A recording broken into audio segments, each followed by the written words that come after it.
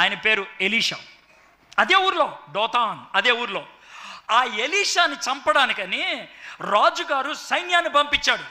మనోడు నిశ్చింతగా కూర్చొని ఇడ్లీ సాంబార్ వేసుకొని తింటున్నాడు. ఎవరో? ఎలీషా.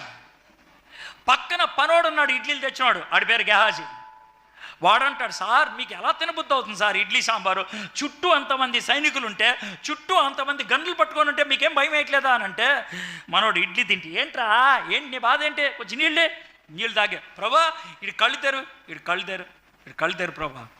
2 రాజుల గ్రంథం 6వ అధ్యాయం 2వ వచనం నుంచి, ఇటు కళ్ళు తెరు. అప్పుడు కళ్ళు తెరిస్తే గెహాజీ కనబడింది ఏంటి తెలుసా? అగ్ని రథాలు. ఒకవేళ నువ్వు ఎలీషాగా ఉంటావా, యోసేపుగా ఉంటావా అంటే మనలో ప్రతి వాళ్ళు ఏమంటారు తెలుసా? సార్ ఎలీషాగా ఉంటాను సార్, ఎలీషా. మీకు విషయం తెలుసా? మిమ్మల్ని ఎలీషాకి తప్పించిన విధానం